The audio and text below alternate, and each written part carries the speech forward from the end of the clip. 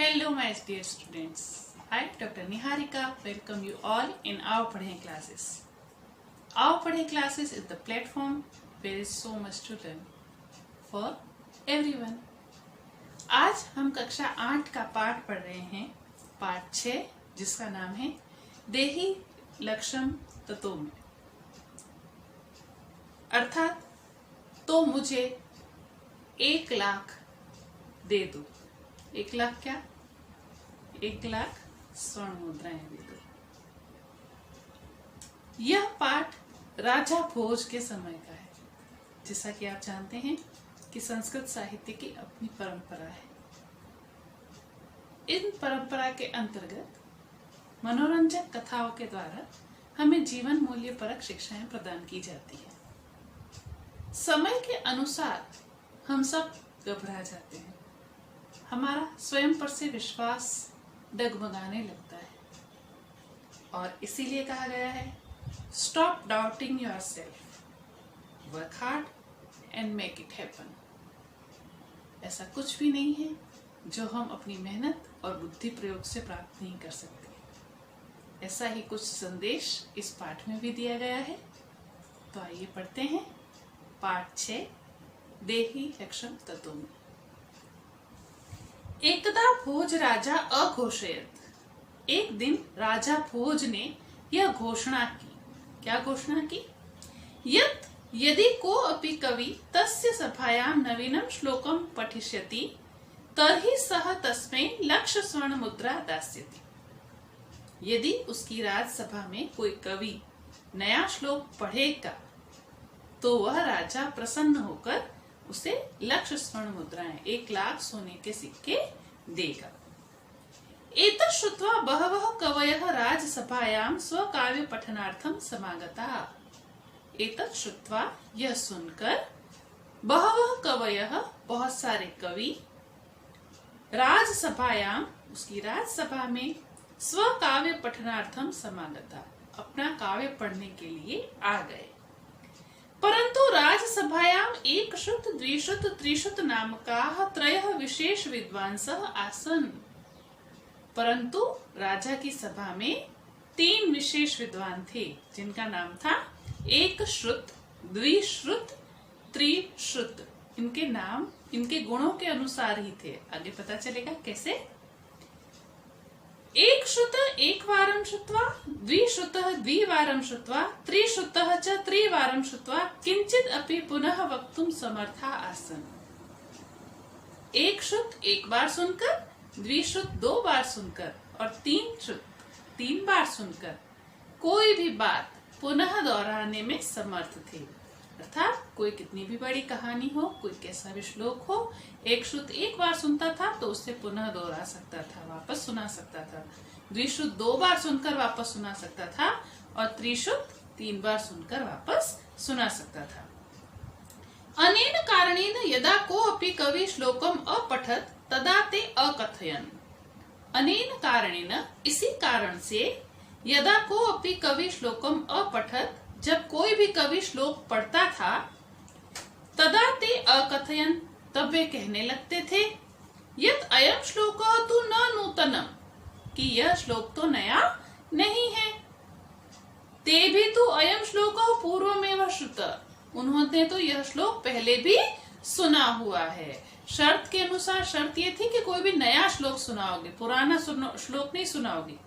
तो जब भी कोई कवि नया श्लोक निर्माण करके आता और सुनाता तो एक श्रुत को तो 1 बार सुन के याद हो जाता था। तो कहता था अरे ये तो देखो मुझे भी याद है, कोई नया श्लोक नहीं है, ये तो बहुत पुराना है, मैंने तो बहुत बार सुना हुआ है। अब कैंडिडेट और एक श्रुत 2 लोग बोलते थे तो द्विश्रुत को याद हो जाता था। तो द्विश्रुत भी कहता था हाँ हाँ ये तो मुझे भी याद है, ये नया श्लोक नहीं है, ये तो बहुत पुराना है।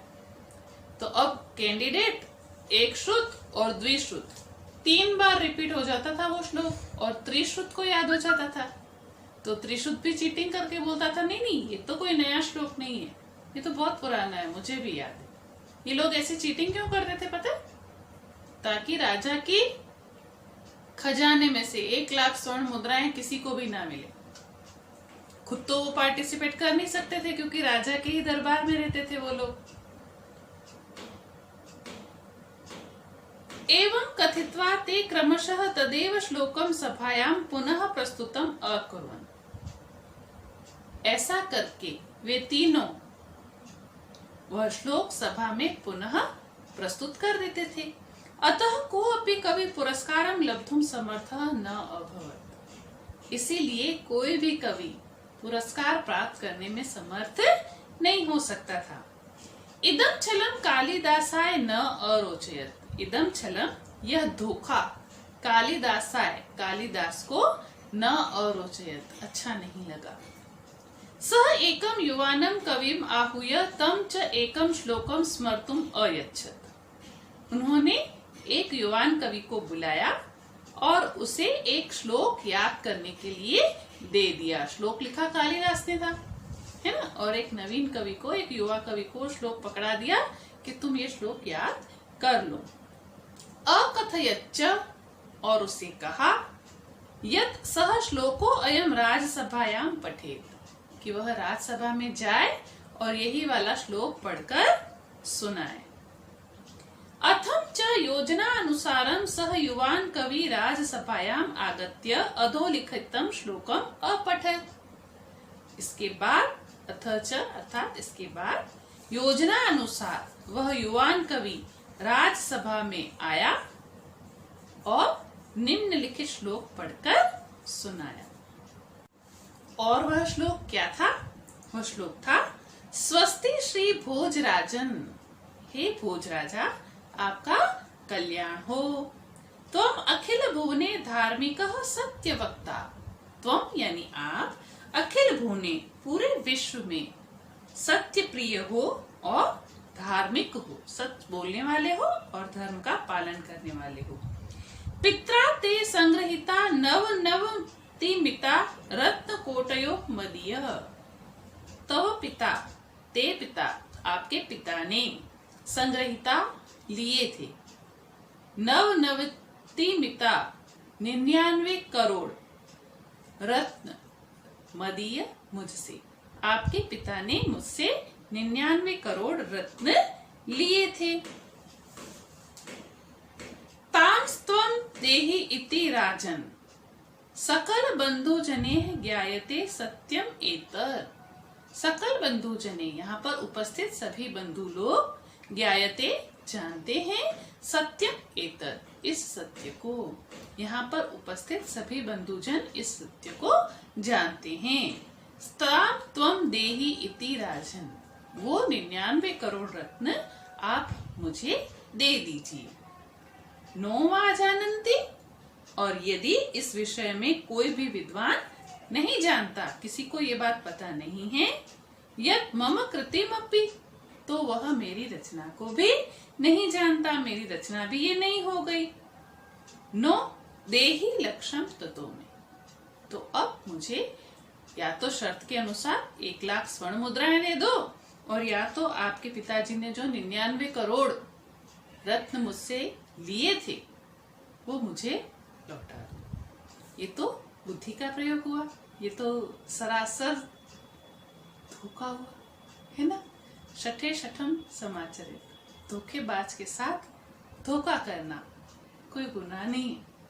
यहाँ पर धोखा राजा भोज नहीं कर रहे थे, यहाँ पर चीटिंग उनके ये 3 एकश्रुत, द्विश्रुत और त्रिश्रुत नाम के मंत्री कर रहे थे, है ना।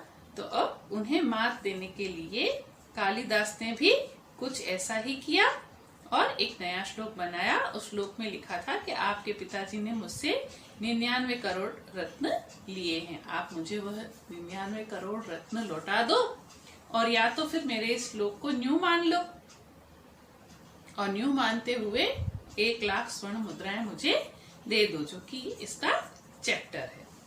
चैप्टर का नाम है देहि लक्षम ततो में, तो मुझे 1 लाख स्वर्ण मुद्राएं दे दो। इमं श्लोकम श्रुत्वा त्रयः विद्वांसः अचिन्तयन्। इमं श्लोकम श्रुत्वा, इस श्लोक को सुनकर, त्रयः विद्वांसः अचिन्तयन्, तीनों विद्वानों ने सोचा। क्या सोचा?